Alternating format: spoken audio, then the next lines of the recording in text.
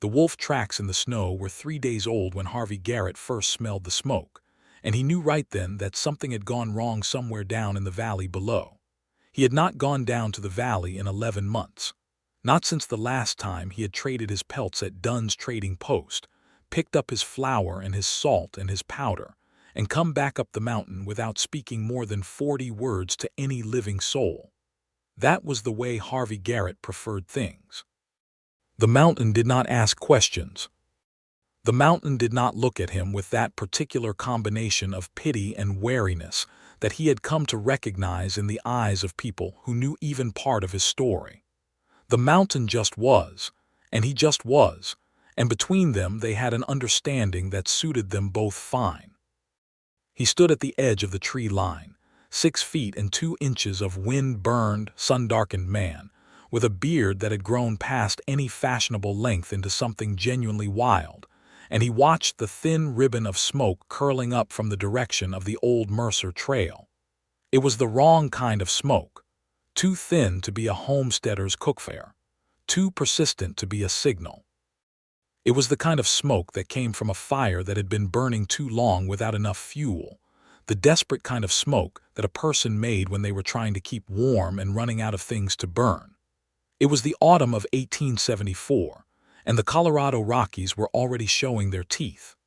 The aspens had gone gold 3 weeks back, and now most of those leaves were down, leaving the high ridges bare and gray against a sky the color of cold iron.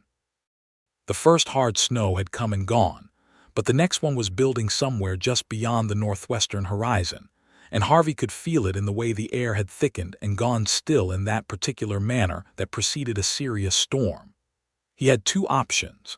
He could go back to his cabin, which was another 40 minutes up the slope through timber he knew as well as he knew the creases in his own palms, or he could go down toward that smoke and find out what had gone wrong and who was in trouble. Harvey Garrett stood at the edge of the tree line for a long time. Then he started down the slope. He told himself it was because he was a practical man and not a cruel one, and leaving someone to freeze on the Mercer Trail when he knew they were there would constitute a cruelty he was not willing to carry. He did not examine the decision beyond that. Harvey had learned that examining decisions too closely was a habit that could hollow a man out, and he had been hollowed out quite enough already. Thank you. The trail was about a 1/4 mile below the tree line, cutting along the base of a long rocky outcropping that provided some shelter from the north wind. He smelled the fire before he saw it, and then he heard a sound that stopped him cold in his tracks. Not a cry of distress exactly. More of a low, determined sound, a kind of humming that was trying very hard to be cheerful and not quite managing it. Someone was humming to themselves in the way that people do when they are trying to convince their own nervous system that everything is going to be all right. Harvey came around the last stand of spruce trees and stopped. There was a wagon. One wheel was off and lying against the outcropping as if it had simply given up and sat down. The wagon itself listed hard to the right, its tongue pointing uselessly at the sky. The horse was gone, probably run off, judging by the way the harness had been left in a tangled heap near the front of the wagon. There was a fire built in a ring of stones about 10 feet from the wagon, fed with what appeared to be pieces of a broken crate and some branches that were still green enough that they were contributing more to the smoke than to the actual heat. And kneeling beside that fire, feeding another piece of green wood into it with hands that Harvey could see even from 20 feet away were shaking, was a woman. She had not heard him come up. She was focused entirely on the fire, and she was indeed humming, something low and shapeless that might have been a hymn once before the cold had gotten to it. She wore a dark wool traveling coat that had been good quality once but was now missing 2 buttons and had a long tear along the left shoulder. Her hair, which had probably been neatly pinned at the start of whatever journey had ended here, was half down around her shoulders in dark, tangled waves.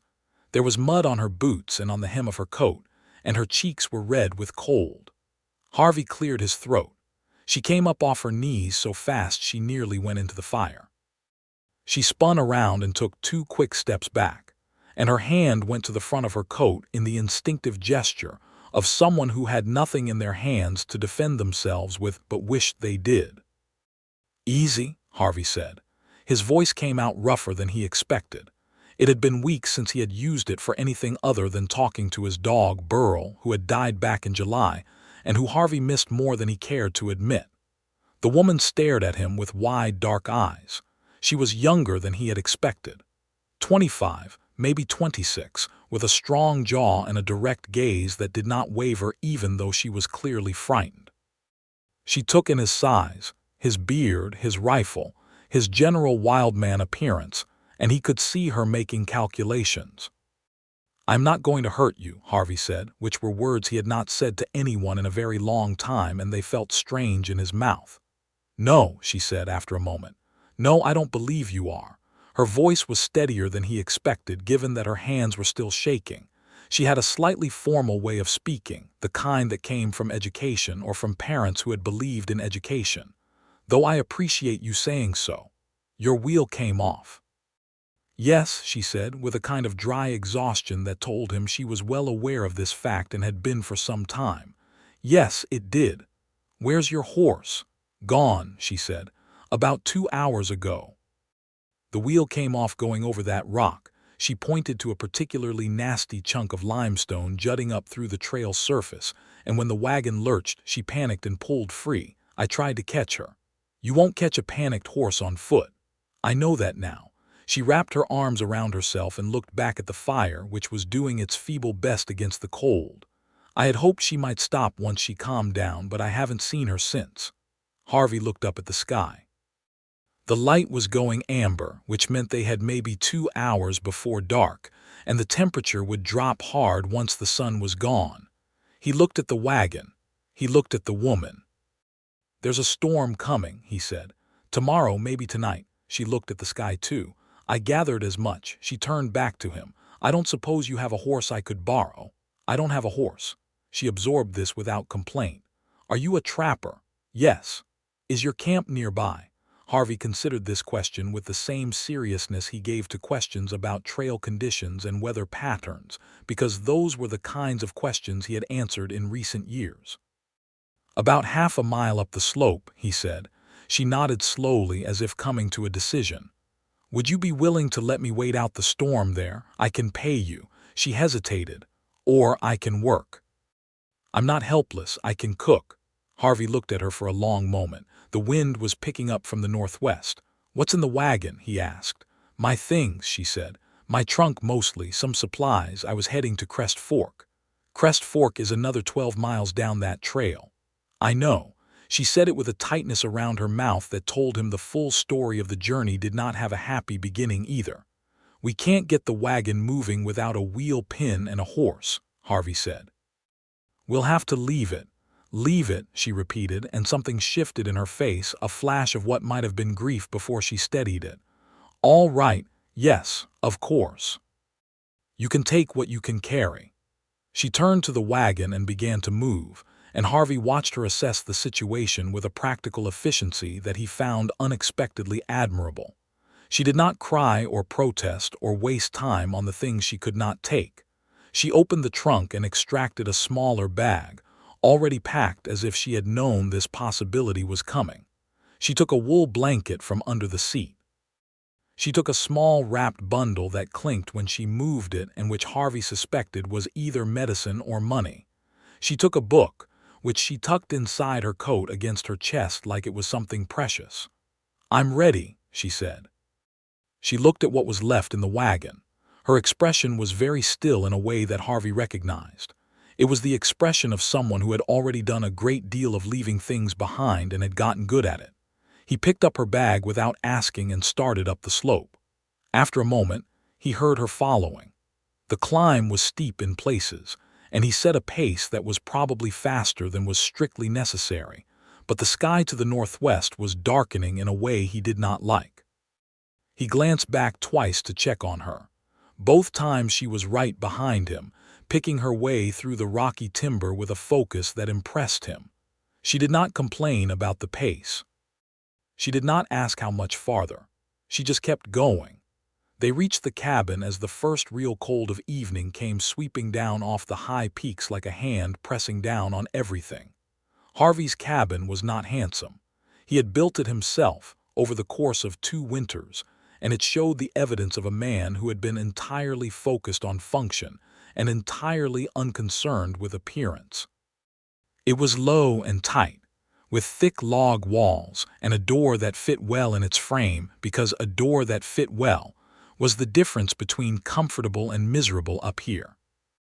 There was a single room, a fireplace that took up most of one wall, a sleeping platform built along the back wall, a table, 2 chairs, and a collection of tools and equipment hanging from pegs and stacked in corners with the organized density of a man who had learned to use every inch of what he had.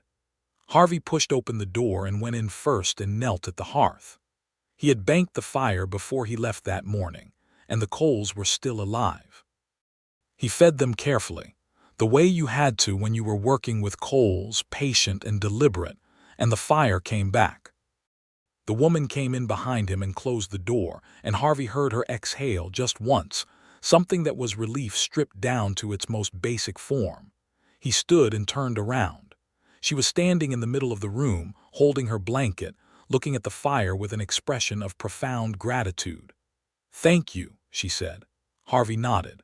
The awkwardness of the situation then settled on the cabin like the darkness settling outside.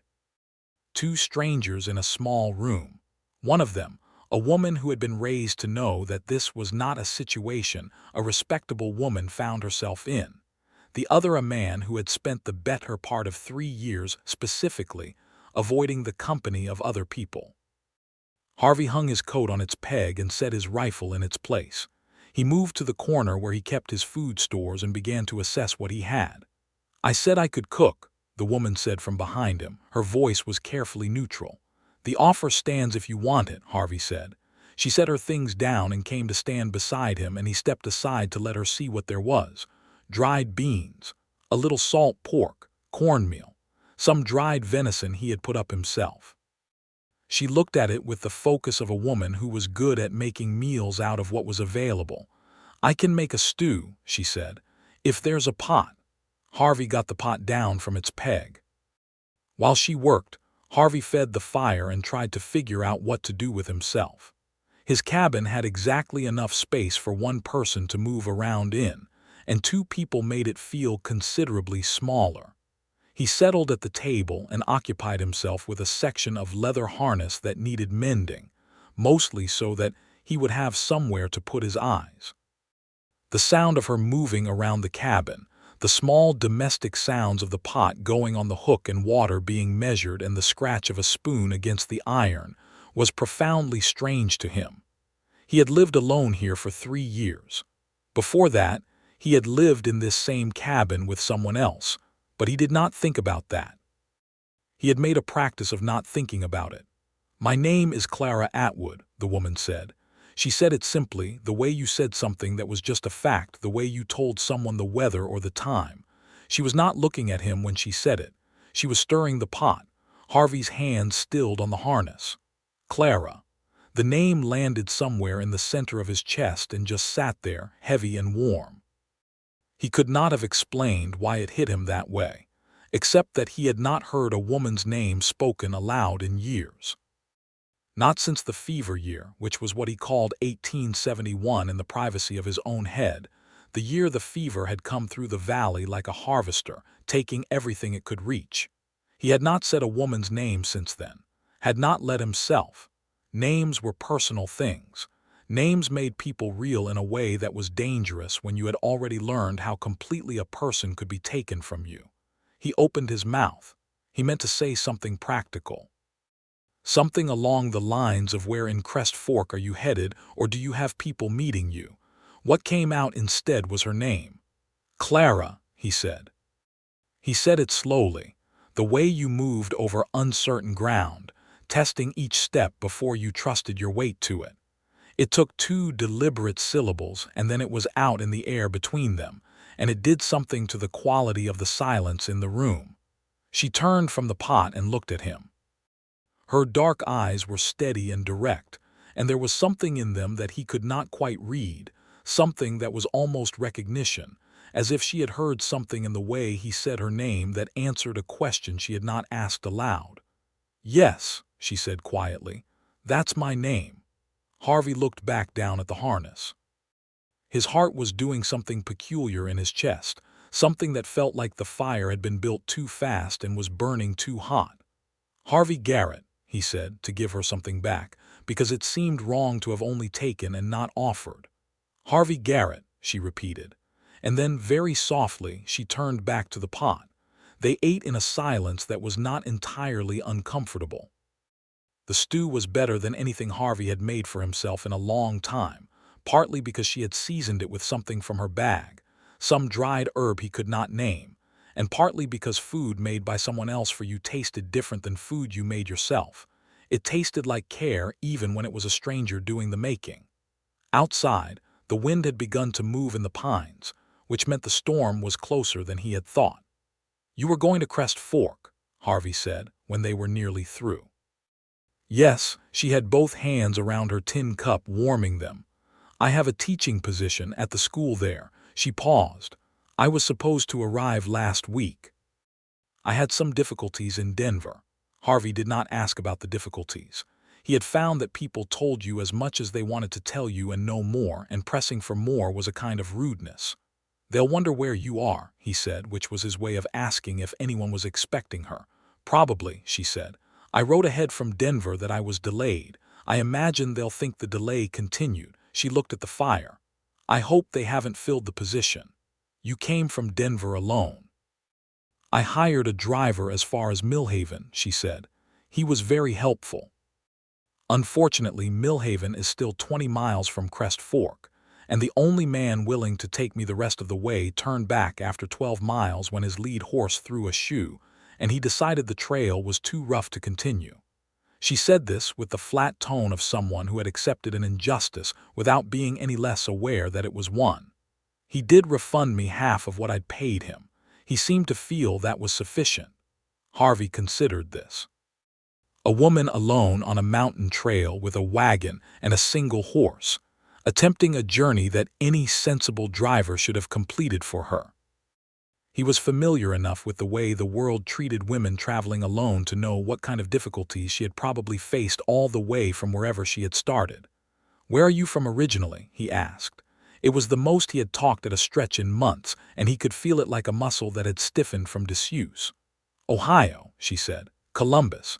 She glanced at him with a small, cautious curiosity as if she was not sure how much he would welcome. "And you?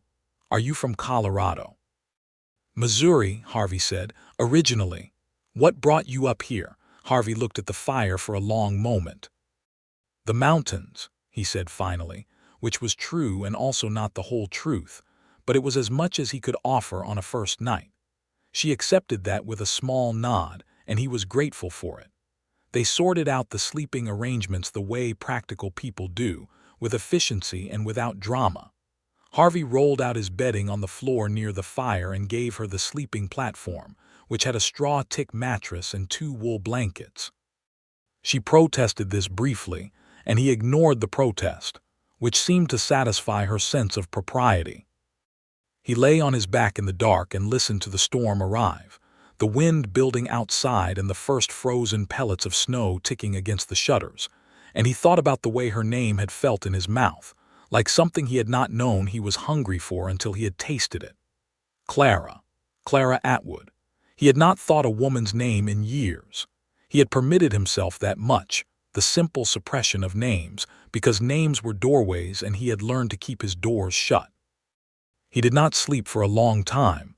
The storm lasted 2 days. Harvey had weathered dozens of October storms in these mountains, and he knew that 2 days was not remarkable. But 2 days in a cabin with a woman he had not known 3 days ago was a different kind of experience than 2 days with only the fire and his own thoughts for company. What surprised him was how easy it was. Clara Atwood was not a chattering woman. She did not fill every silence with words the way some people did. She seemed to understand that silence could be a thing with its own integrity, something to be inhabited rather than escaped from. She read her book in the mornings, sitting near the window for the light even on the gray storm days, and she sewed in the afternoons, mending the tear in her coat with small, neat stitches. She cooked when it was time to cook, and she washed the dishes when the dishes needed washing. She asked Harvey sensible questions, and she listened to the answers with what appeared to be genuine attention. On the first full day of the storm, she asked him about trapping. "What do you take?" she said. She was eating her breakfast, looking at him with that direct gaze. "Beaver mostly," Harvey said. "Some mink, marten when I can find it.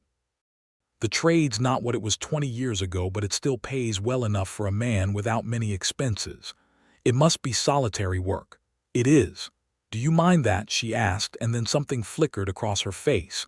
"I'm sorry, that was a personal question." "I don't mind the solitude," Harvey said carefully. "I chose it." She looked at him for a moment with those dark eyes. "I understand that," she said, which surprised him because it seemed like a strange thing for a young woman heading toward a teaching post to say.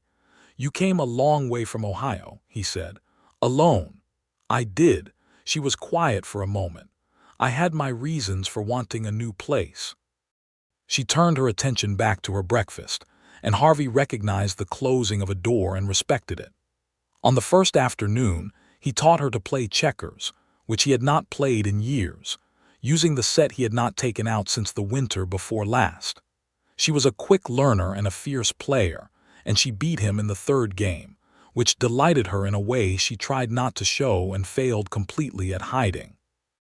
On the second morning of the storm, he found her standing at the window looking out at the white world and the lockdown sky, and something in the set of her shoulders told him she was thinking about something that hurt. He did not ask what it was. He went to the fire and put on more wood, and he said, "There's coffee if you want it." And she turned from the window and said, "Yes, please," and the moment passed, but he thought about it. He thought about a lot of things during those 2 storm days. He thought about how her voice sounded different in the morning, a little lower, a little less guarded. He thought about the way she touched her book as she read it, running her thumb along the edge of the pages. He thought about the fact that she had not once looked at him with pity, which was something he had grown so accustomed to from people who knew his story that the absence of it felt almost strange. She didn't know his story. She knew his name and his occupation and that he was from Missouri, and she treated him based on only those things, and it felt, Harvey realized slowly, like being seen clearly and not found wanting. On the evening of the second day, with the storm beginning to ease and the wind dropping from a howl to a moan, they were sitting across the table from each other after supper, and Clara said, without looking up from her coffee cup, "Were you married before? You don't have to answer that." Harvey was quiet for a while. "Yes," he said. She looked up then, and her expression was not pity. It was something softer, something that understood loss without making it small. "I'm sorry," she said. "She died," Harvey said, which was more than he usually said. 1871, fever, Clara nodded slowly. "Was that the year many people died here? I read something about it." "Through the valley settlements, yes, it moved fast." Harvey looked at the fire. Her name was— He stopped. He had not said that name in 3 years. He did not say it now, but the fact that he had started to surprised him. "You don't have to," Clara said gently. "I know." Harvey turned his cup in his hands. Her name was Ruth. And there it was, out in the air, and it did not break him the way he had expected it might. It just was, a name, a woman, a life that had been and was no longer. Ruth Garrett. She was 29. "How old are you?" Clara asked. 34, she nodded. She did not offer comparisons or consolations beyond what she had already offered, and Harvey was deeply grateful for that. She just let it sit between them, acknowledged and honored but not prodded at. "What made you decide on Colorado for the teaching post?" Harvey asked to shift the weight of the conversation. "There was an advertisement," she said, "in a newspaper back home. A small settlement school in need of a teacher with experience in the primary grades. I had been teaching in Columbus for 3 years. She paused, and something moved in her expression. "My circumstances changed. I needed to be somewhere new." Harvey watched her face. "The something that happened in Columbus," he said. She glanced at him sharply, as if she had not expected him to have been paying that close attention, Then she looked back at her coffee. "I was engaged," she said, "to a man named Douglas Park. He was well thought of, a banker. My parents were pleased." She smoothed the grain of the table with one fingertip. "He decided 2 weeks before the wedding that he preferred my cousin Eliza, who was, in fact, a far better match for him in temperament. I do not hold it against either of them." She said this in a tone that was firmly matter-of-fact, in a way that told Harvey she had worked very hard to get herself to that position. But it was difficult to remain in Columbus afterward. People were very kind about it in the way that people are kind about things that they privately find scandalous or amusing. "So you took a position 1,000 miles away." 2,000, roughly," she said, and there was a ghost of something that might become a smile at the corner of her mouth. "I believe in being thorough." Harvey felt something shift in his chest, something that had been rigid and careful for 3 years moving slightly on its axis. It was disconcerting, and he did not entirely welcome it. The storm fully broke overnight, and the next morning the mountains were covered in new snow, and the sky was hard blue and brilliant, and the world looked like it had been rebuilt from scratch in the night, clean and uncompromised. Harvey stood in the doorway of his cabin in the early morning cold and looked out at it and felt, for the first time in a long time, something that was not quite contentment but was in the same general vicinity. He heard Clara behind him, awake early as she had been both mornings. "Oh," she said softly, looking past his shoulder at the snow-covered peaks. "Oh, that's beautiful." "Yes," Harvey said. She came to stand beside him in the doorway, her blanket wrapped around her shoulders, and they stood together for a moment looking at the mountains. Her shoulder was almost touching his arm. He was acutely aware of the 2 inches of cold air between them. "I should get you down to Crest Fork," Harvey said. The words came out steadier than he felt. She turned to look at him. "You would do that?" "Your horse is gone and the wagon is out of commission," he said. "You can't walk 12 miles in fresh snow alone." He paused. "I can take you down on snowshoes. It will be slow." "I don't know how to use snowshoes," she said. "I have 2 pairs. I'll teach you." She looked at him for a moment with an expression he could not fully decode. "You don't have to do that, Harvey," she said. "You've already done far more than—" "I know I don't have to," he said. The silence that followed was of a different quality than the silences they had shared over the past 2 days. It was charged with something that Harvey did not have a name for or did not want to give one. "All right," Clara said finally. "Thank you." He taught her the basics of snowshoeing that morning, in the small clearing behind the cabin. She fell twice and she laughed both times. Not embarrassed laughter but genuine, surprised laughter at her own predicament. And the sound of it went off in the clear cold air like something bright. And Harvey stood in the snow with his chest doing that peculiar too-hot thing again. They set out after noon, when the sun had had time to compact the top layer of snow into something more manageable. Harvey carried her bag as well as his own pack, which held his rifle and enough supplies for an overnight if the going got slow. Clara moved carefully but consistently, learning the rhythm of the snowshoes quickly, and they made reasonable time down through the timber. They talked as they walked, which was not something Harvey had anticipated but which happened naturally, filling the miles.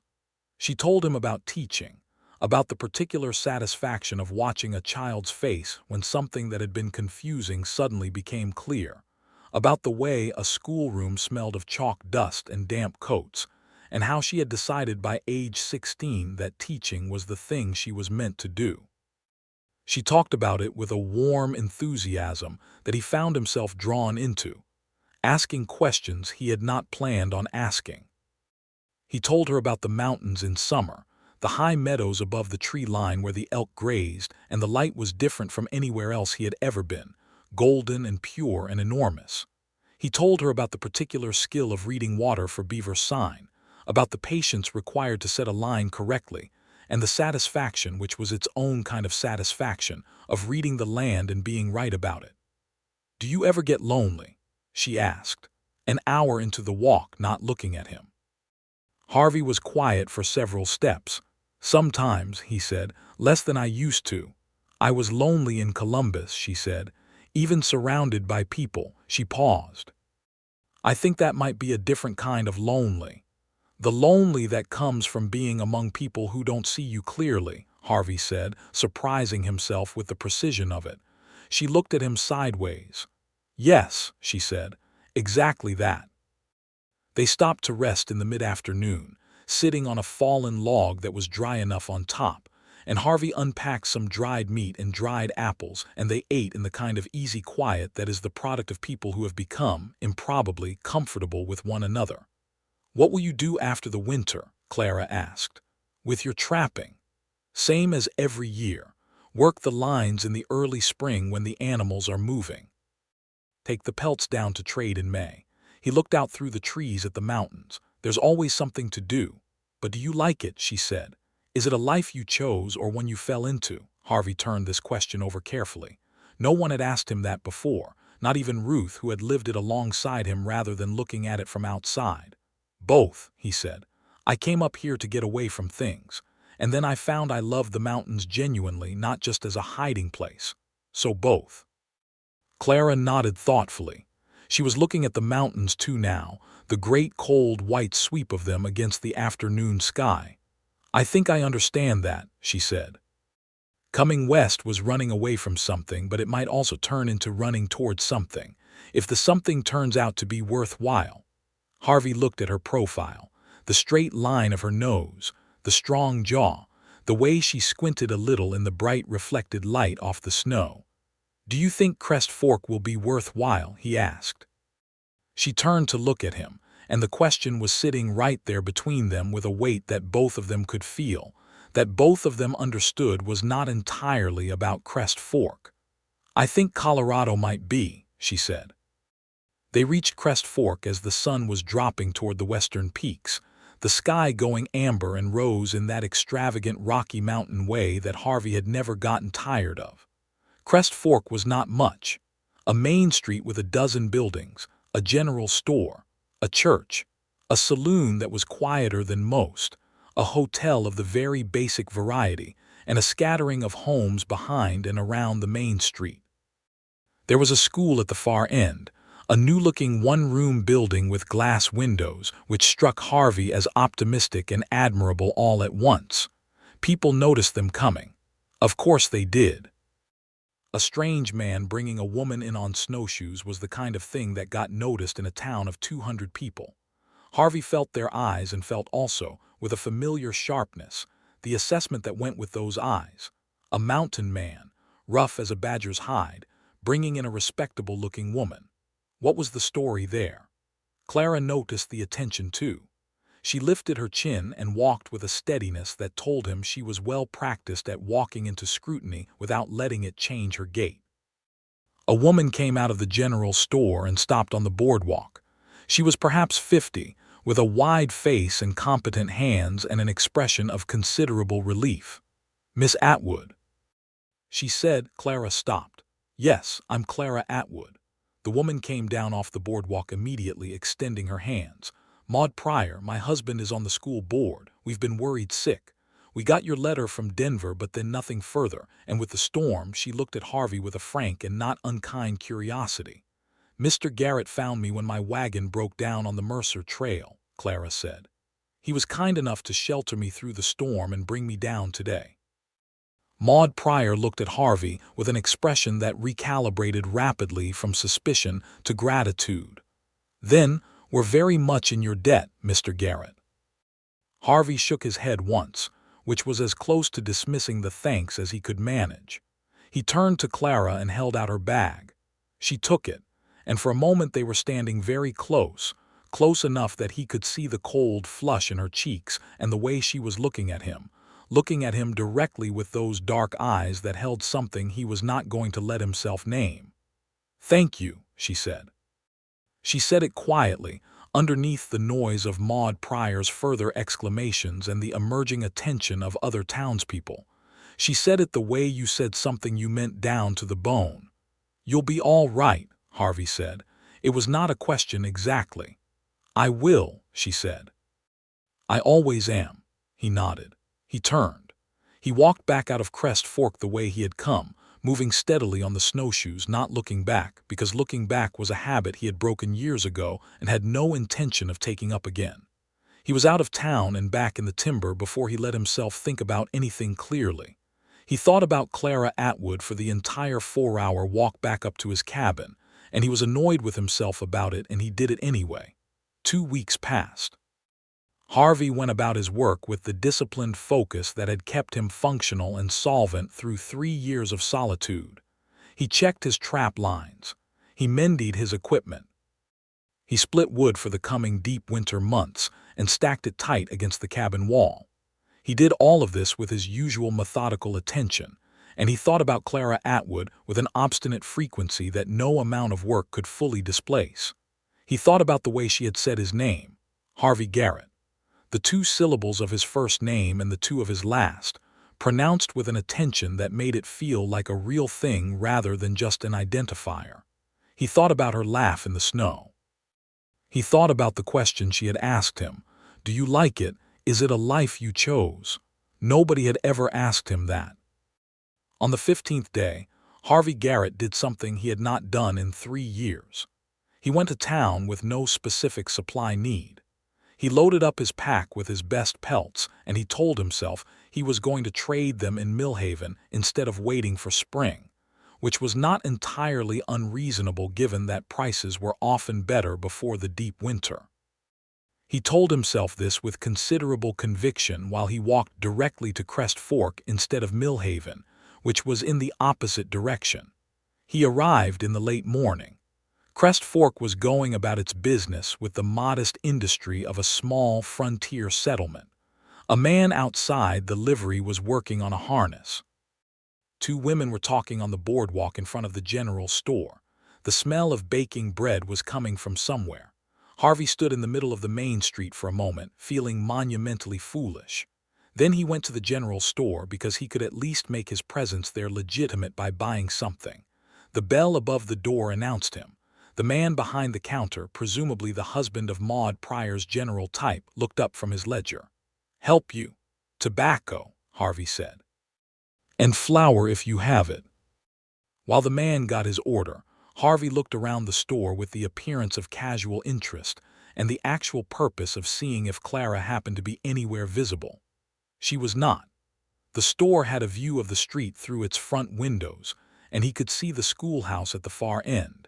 And after a moment of deliberate and embarrassing attention, he saw the door of the schoolhouse open and Clara emerge, carrying a bucket of water from the pump outside. She set the bucket down and stretched her back for a moment, looking up at the gray winter sky. She was wearing a coat he had not seen before, a better coat than the damaged one, which meant she had managed to get herself re-equipped since arriving.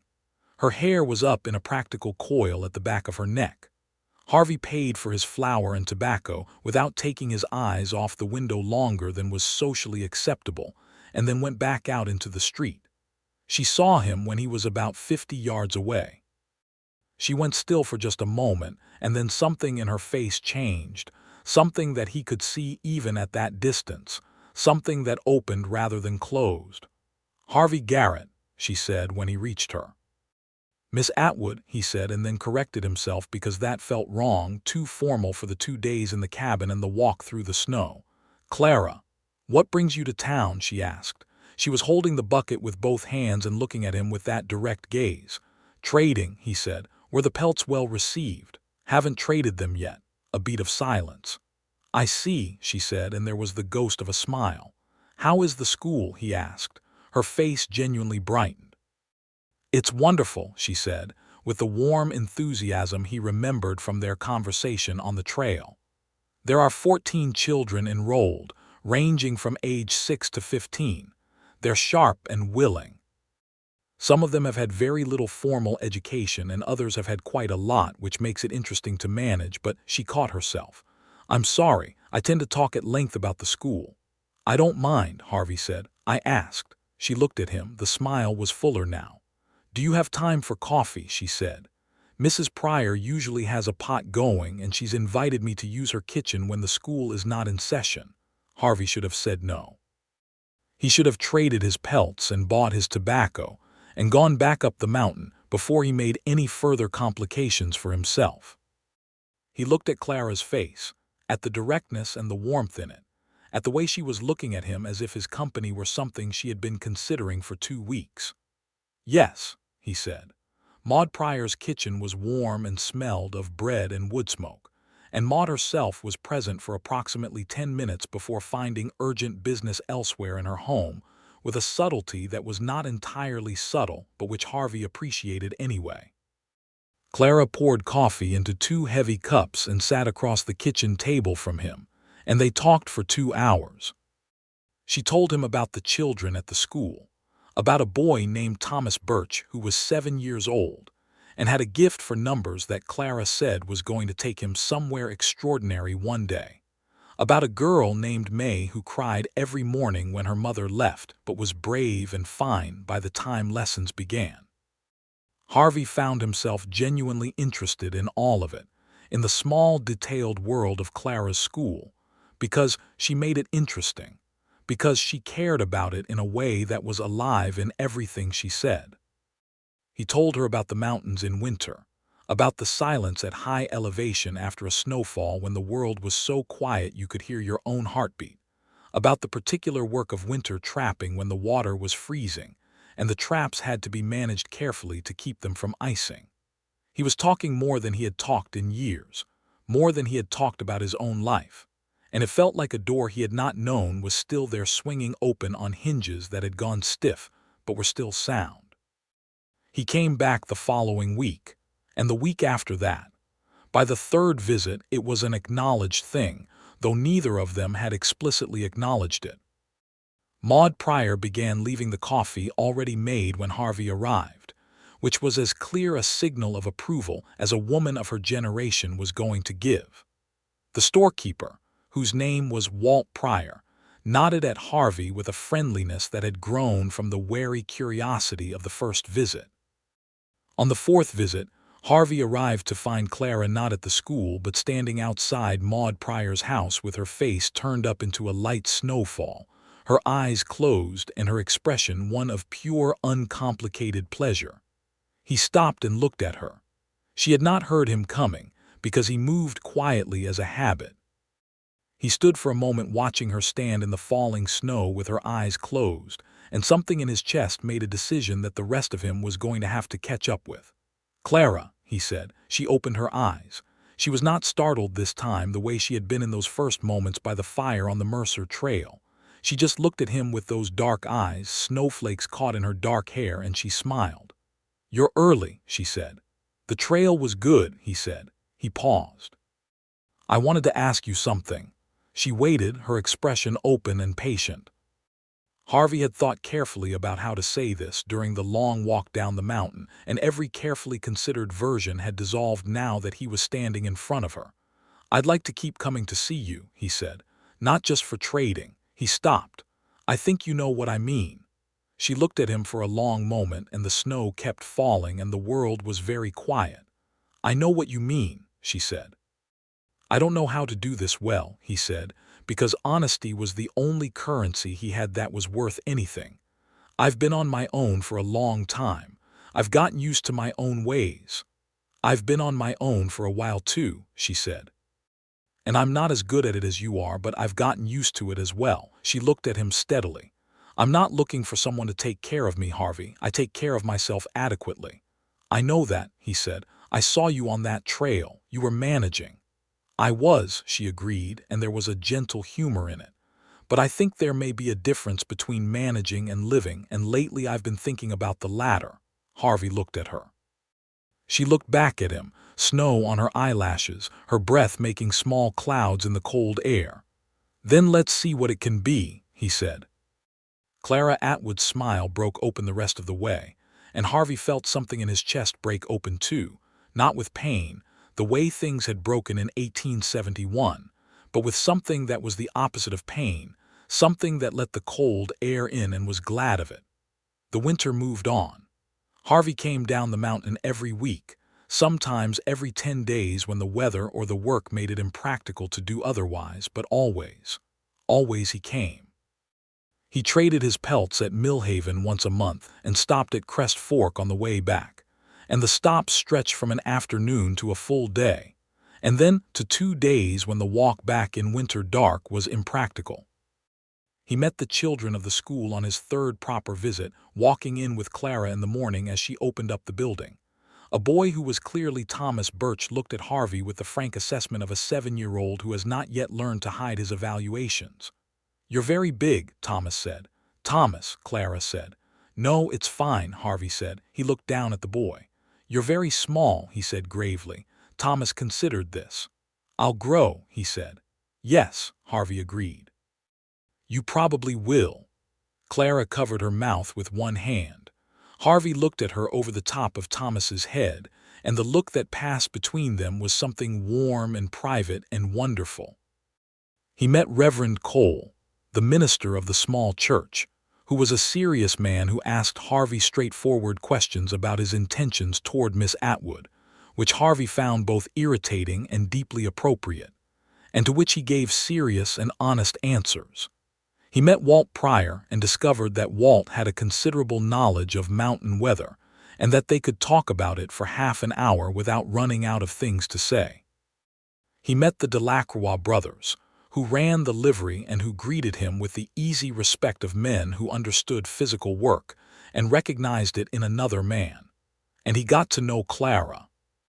In the accumulation of all those winter visits, all those hours in Maud Pryor's kitchen and long walks along the frozen creek at the edge of town and evenings in the chair beside the small iron stove in Clara's rented room above the general store, he got to know her in the way that you can only know a person when you are paying real attention. He learned that she read with extraordinary speed, working through books the way some people worked through meals. He learned that she was deeply, almost stubbornly fair, that she would argue a position that was not even her own if she thought it was not being given a proper hearing. He learned that she had a gift for making children feel seen, not just managed, but actually seen, and that this gift was not accidental but the result of genuine and careful attention. He learned that she had a sharp and dry humor that she deployed quietly, never for cruelty but often for delight. He learned that she had been raised by a father who had believed women were capable of the same depth of thought and range of activity as men, which had been both a gift and a complication in the world she had grown up in. He learned that she was braver than she let on. Not in the theatrical way of someone who made performances of bravery, but in the quiet, persistent way of someone who kept going when going was the thing required, which was, Harvey had long believed, the only bravery that actually mattered. He learned that she was lonely in a way she did not always acknowledge, that the teaching filled most of it but not all of it, and that when she talked about the children in her school, there was something else in her voice beneath the professional dedication, a tenderness that went beyond pedagogy. And she got to know him. He let her. He was not good at talking about himself, but she was extraordinarily good at listening in a way that drew things out without pressure. He told her about Missouri, about his father's farm, about his older brother James who had died at Chickamauga, and whose death had knocked the family sideways in ways it had never fully recovered from. He told her about how he had come west at 21 with 3 other young men who had all been looking for something different than what they had, and how all 3 of the others had eventually gone back east while he had gone further in and further up. He told her about Ruth. Not everything, not all at once, but in pieces over several visits, and each piece seemed to make him lighter rather than heavier, as if the story had needed to be told to someone who could hold it carefully, and Clara held it carefully. She did not tell him that it was time to move on, or that Ruth would have wanted him to be happy, which were the kinds of things well-meaning people said, and which Harvey had always found condescending. She just listened and asked gentle questions and let the story be what it was. One evening in late January they were sitting together in Clara's room, the stove burning well, each of them reading, and Harvey looked up from his book and watched her read for a moment. The way the lamplight caught her face, the way she turned pages with that habitual thumbstroke along the edge, and he thought with complete clarity, I love this woman. He thought it the same way he thought about the geography of the mountains or the behavior of water in cold weather, as a thing that was simply true and that he had come to understand through observation and experience. He looked at it from several angles to make sure of it, and it was true from all of them. He did not say it that night. He was still Harvey Garrett, and Harvey Garrett did not say things before he was sure of them. But he held the knowledge of it in his chest like a coal from a good fire and let it warm him. February arrived with a cold that was impressive even by Colorado mountain standards. Harvey spent a week on the mountain during which the temperature dropped to levels that made outdoor work genuinely dangerous, and he was confined to the cabin by a combination of weather and practicality. He thought about Clara during that week with an intensity that surprised him. Not with anxiety, not with longing of the painful kind, but with a warmth and a specificity that felt new. He thought about particular things: the way she said his name, the angle of her head when she was thinking, the sound of her laugh. He thought about the future with a directness he had not permitted himself in years, turning it over carefully like a man examining a new trail. When the cold broke, he came down to Crest Fork and found Clara coming out of the school at the end of the day, tired and windswept and lovely. He walked up to her and she stopped, and he said, without preamble and without any of the careful speeches he had composed during the cold week on the mountain, "Clara, I would like to ask you to marry me." She looked at him for a long moment. "You'd have to come down off the mountain," she said. "I know that." "I'm not going to live up there," she said. "I have a school. I have 14 children who need me." "I know that too." He had thought about this carefully. "There are trapping families in this valley. I could build a cabin closer to town, keep my lines in the mountains, but come home to you." The word home landed between them with a softness. Clara looked at him with those steady, dark eyes. She was not going to answer quickly. He knew that about her. She did not make important decisions quickly. She made them deliberately with her full attention, and she stood by them after. "I loved Douglas Park," she said slowly. "I thought I loved him. I was fond of him, and I wanted a home, and I was afraid of being alone, and I called that love." She looked at Harvey. "I don't think I knew what love actually was." "Clara," Harvey said. "I know now," she said. "I've known for a while." She looked at him with a directness that stripped away everything unnecessary. "Yes, Harvey Garrett, I will marry you." He crossed the 2 steps between them and took her face in both of his rough, work-hardened hands, and she looked up at him without any hesitation, and he kissed her in the main street of Crest Fork in the February cold, which was the most public thing Harvey Garrett had done in approximately 3 years, and which he did not regret for even a single moment. He heard Maud Pryor make an exclamation of delight from approximately 50 feet away and chose to ignore it. The wedding was in April, when the snow was beginning to ease off the lower valleys, and the first green things were pushing up through the mud with the irrepressible optimism of spring. Reverend Cole performed the ceremony in the church, which was full to standing with the people of Crest Fork who had adopted Clara with the wholehearted warmth of a small community, discovering it had exactly the teacher it needed. Harvey wore his best coat, which was not spectacular, but Clara had spent an evening before the wedding removing a stain from the collar and pressing it with the flat iron she borrowed from Maud Pryor, and he had let her do it because she had wanted to, and because, watching her do it, had made something in his chest feel like a fire built right. She wore a dress that was deep blue, not the white that fashion dictated, because she had said practically that white was impractical for a woman who intended to keep living and working, and she had found a deep blue wool that was warm and well-made, and that made her look, Harvey thought, as though she had been designed specifically to walk through spring mountains. He held her hands at the altar and looked at her face, and the words of the ceremony passed over him like water over a stone, not meaningless but not the point, because the point was the look in her eyes, direct and clear and full of something that Harvey recognized as home. When Reverend Cole asked him to speak his vows, Harvey said them in his low, careful way, each word deliberate, and when he got to I will love you for all of my days." He did not look away from her eyes. Clara said hers back to him with a steadiness and a warmth that made several women in the first row put their handkerchiefs to use. The celebration afterward was in the general store, which Walt and Maud had cleared of half its merchandise for the occasion. And there was music from a fiddle player named Peterson, who had a talent for reels and an equal talent for slow dances that made couples hold each other close. And Harvey Garrett, who had not danced since his first wedding 15 years ago, danced with his wife in the lantern light, while the snow melted outside and the mountains stood watch over everything. He built the cabin in May and June. He chose a site a mile outside of Crest Fork, on a slight rise that gave a clear view of the mountains to the west and was close enough to the creek that water was manageable.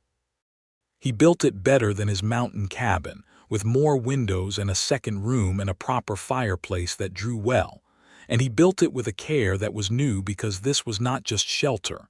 It was a home, and the difference mattered. Clara came out on weekends while school was in session and worked beside him, which surprised several people and surprised Harvey not at all. He had come to understand, a very clear idea of the kind of partnership she wanted, and the kind did not involve sitting on a porch watching while the work was done. She learned to notch logs with a hatchet under his instruction, and she was better at it by the second weekend than most men he had taught, because she paid careful attention, and she did not let pride prevent her from asking when she did not understand. Thomas Birch came out once with his father and spent the whole afternoon following Harvey around asking questions about construction with the systematic thoroughness of a child who had decided to understand everything. Harvey answered every question in full, and Thomas went home satisfied. The cabin was finished by the end of June, and they moved in on a July morning when the wildflowers were at their height in the meadow around it, and the air smelled of pine and warm grass, and everything that was good about Colorado summer. Harvey carried Clara over the threshold, which made her laugh, and then she stood in the middle of the main room and turned slowly, taking it all in, the windows with their view of the mountains, the fireplace, the table he had built with careful joints, the shelves he had fitted along one wall for her books. She walked to the shelves. She ran her fingers along the wood. She turned and looked at him with full, bright eyes, and she said, "Harvey." Just his name in her voice. "Yes," he said, which answered everything. The first autumn of their marriage was one of the finest seasons Harvey could remember in Colorado, which was saying a great deal. The aspens went gold with that extravagant wildness they had at the best of times, entire hillsides blazing against the deep evergreen and the blue of the sky, and the air had the particular clarity of high-altitude fall that made distant things look close enough to touch.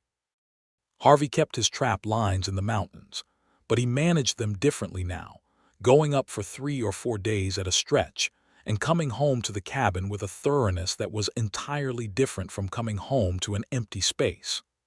Clara had the school from early morning until mid-afternoon, and in the evenings they had a life together that Harvey found, to his continuing wonder, to be exactly the life he had not known he was missing.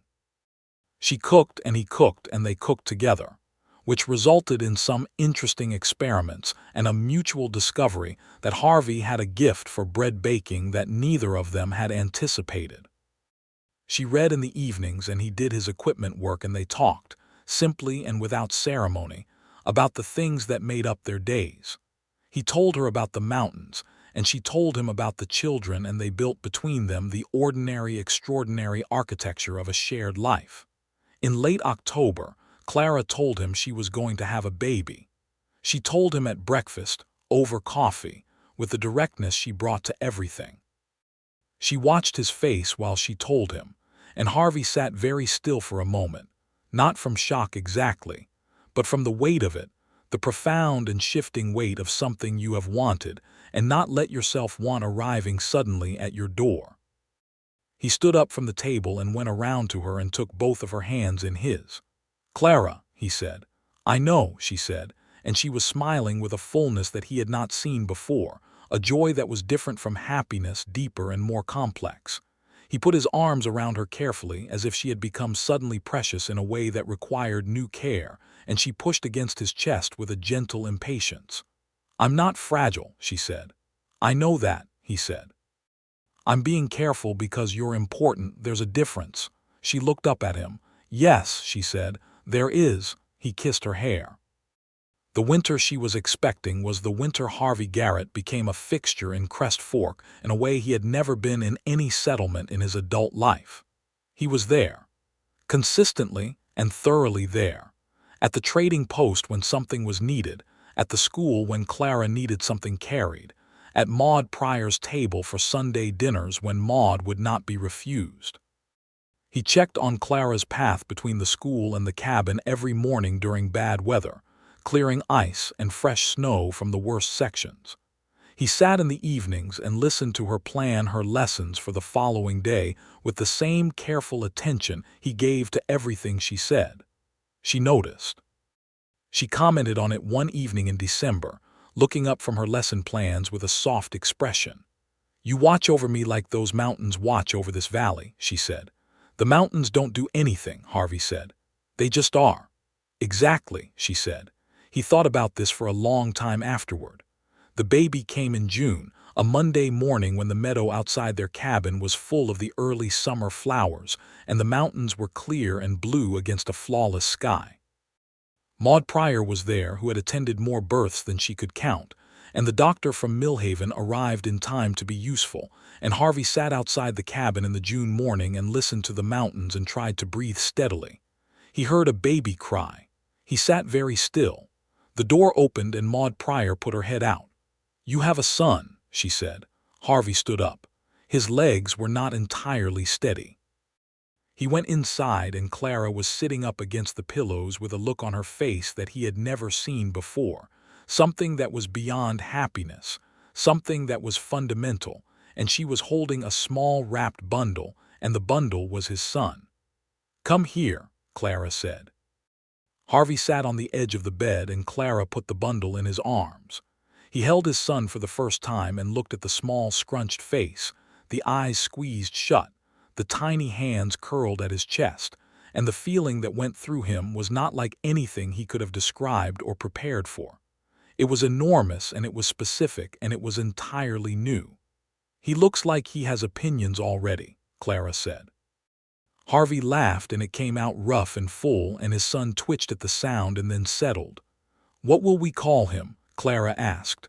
Harvey looked at his son's face. He looked at Clara. "James," he said. "James Harvey Garrett for his brother." For the loss that had been carried long enough, Clara's expression softened. "James," she said. "Yes." The years turned over, one after another, with the particular grace that belongs to a life built right.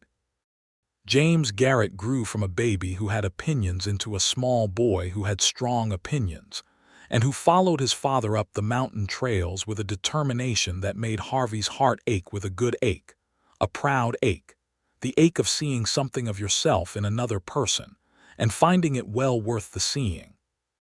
James had Clara's dark eyes and Harvey's stubbornness, and his own particular combination of both their ways of thinking, which made him occasionally exasperating and consistently wonderful. Thomas Birch, who had been 7 when Harvey arrived in Crest Fork, was 16 when he told Clara one afternoon after school that he wanted to become a school teacher. Clara had come home that evening with a look of the purest satisfaction Harvey had ever seen, the look of a woman who had planted a seed years ago and was watching it come to flower. The school grew. Crest Fork grew, which was the way of Colorado in the 1870s and into the 1880s, as the territory filled with people looking for something new. New families came with children who needed teaching, and Clara taught them all with the same careful attention, the same gift for seeing each child as an individual intelligence requiring individual understanding. Harvey's work changed as the years went on, as it always does.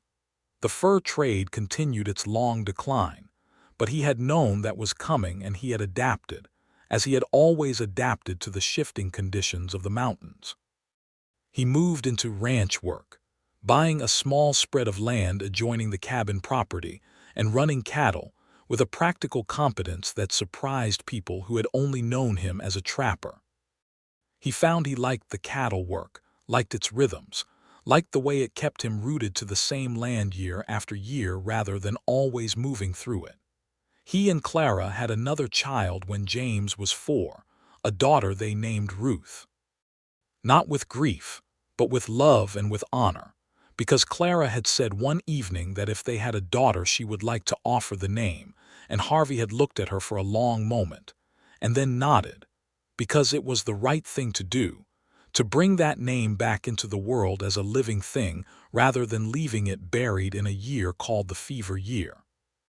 Ruth Garrett was everything her parents were not expecting and completely herself from the first day. She had her father's size, in the sense that she was clearly going to be tall, and her mother's ferocity of opinion, and she came into the world with an air of having decided to be here and intending to make the most of it. And then, 2 years after Ruth, there was another baby, a second son they called William, who had red hair that neither Harvey nor Clara could account for, and a placid and sunlit temperament that was a gift to a family that mostly ran on strong feelings and firm positions. Harvey Garrett, who had spent 3 years on a mountain not saying women's names aloud because names were doorways, and he had learned to keep his doors shut, stood one evening on the porch of his cabin and looked at the mountains in the last light of a September evening, the peaks going from gold to rose to deep purple in the way they did at the best of Colorado sunsets, and he felt the fullness of his life like a physical thing, like the weight of the mountains themselves, substantial and real and entirely good. Clara came out and stood beside him.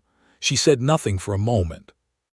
Inside the cabin, James and Ruth were arguing about something with the spirited persistence of children who had strong parents, and William was making the small, contented sounds of a baby who had been recently fed and was pleased with the world. "What are you thinking?" Clara asked.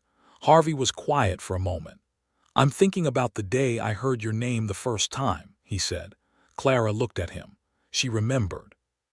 They had talked about it since, but not often, because it was one of those things that was powerful precisely because it was held carefully. "I hadn't said a woman's name in years," Harvey said. "Not since Ruth died, not since the fever year." He looked at the mountains. "I had gotten to a point where I thought I was finished with that, with names, with all of it." He paused. "And then you said yours." "Clara Atwood," she said softly, the way she had said it that first evening in the firelight, simply as a fact. "Clara Atwood," Harvey said, the same way he had said it back to her then, slowly, testing the 2 syllables with a care that was something else, something he had not had a name for at the time. He had one for it now. He had had one for it for years. "I said it back and I thought I was just being courteous," Clara smiled. "You said it like it was the first word you'd learned in a new language." Harvey looked at her. "Maybe it was," he said. She leaned against him, her shoulder against his chest in the way she had, easy and familiar and warm. He put his arm around her, and they stood together on the porch of the cabin he had built with his own hands, looking at the mountains that had held him through his worst years and were holding him now through his best. The mountains did not change.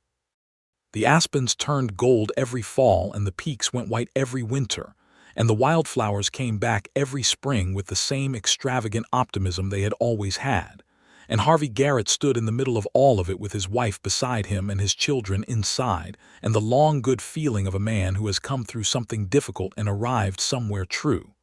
"The children are arguing again," Clara observed. "They do that," Harvey said. "Ruth is winning," Clara said. "She always wins," Harvey said. "She gets that from you." Clara made a sound that was not quite agreement and not quite denial, and which Harvey recognized as the most accurate response to a complicated truth. He tightened his arm around her. Inside, the arguing stopped, replaced by the particular quiet that meant either a negotiated settlement or James had simply conceded the field, which was usually the more likely outcome when Ruth was involved. William made a small happy sound. The last of the day's light left the peaks, and the first stars appeared above the mountains, sharp and bright in the high-altitude dark, the kind of stars that only made themselves fully known this far above the sea.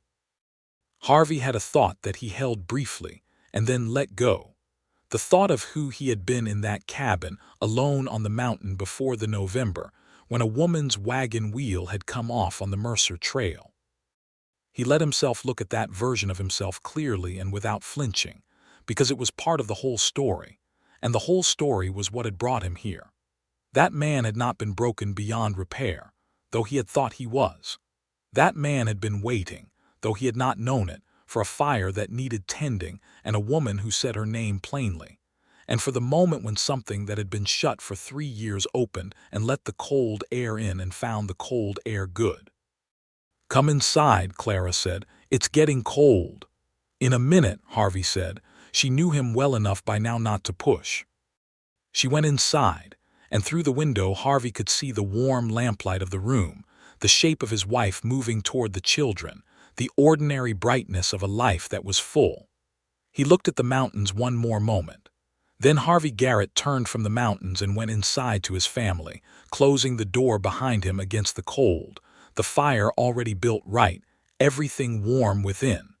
The winter that followed was a good one. Not easy.